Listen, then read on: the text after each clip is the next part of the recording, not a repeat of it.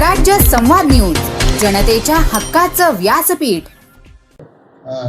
नक्की काय प्रकार नाही, कारण की पांडुकालीन 12 त्या ठिकाणी दर्गा आहे आणि आज मोठ्या प्रमाणामध्ये पोलीस बंदोबस्त त्या ठिकाणी लावलेला आहे. काल जी पांडुकालीन बारव आणि दर्गा या ठिकाणी काल ज्याप्रमाणे काही कार्यकर्ते जमले होते त्या अनुषंगाने आज त्या ठिकाणी बंदोबस्त लावलेला आहे. सध्या तिथं परिस्थिती शांत आहे, कायदा व सुव्यवस्थेचा कोणताही प्रश्न नाही.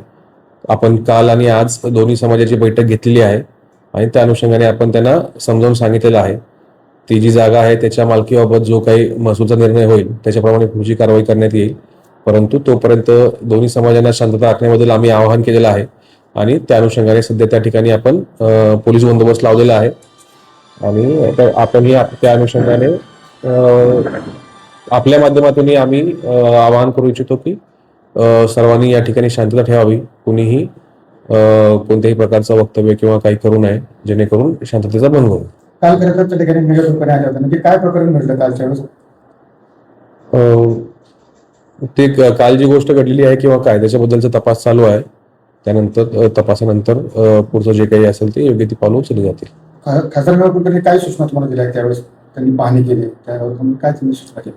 नाही, त्यांनी पाहणी केलेली आहे, परंतु पोलिसांना ऍक्सेस त्याच्या काही सूचना नाही आहेत. ती जागेची मालकी ठरवावी आणि त्याच्यावर योग्य तो लवकरात लवकर जर अनधिकृत असेल तर लवकरात लवकर कारवाई करावी अशा प्रकारचं त्यांनी महसूलच्या अधिकाऱ्यांना सूचना दिलेल्या आहेत. काल खरं त्या ठिकाणी त्यांनी हिंदू विरोधाचा फोटो लावण्याचा प्रयत्न केला होता, त्यावेळेस तुम्ही काय मज्जाव केला गेला काय नक्की ते प्रकरण? त्या ठिकाणी एका कार्यकर्त्याने ते फोटो घेऊन आलेला होता, परंतु आपण तो फोटो लावण्या अगोदरच तो फोटो ताब्यात घेतलेला होता. त्याच्यामुळे त्या ठिकाणी तसा कोणताही प्रकार झालेला नाही.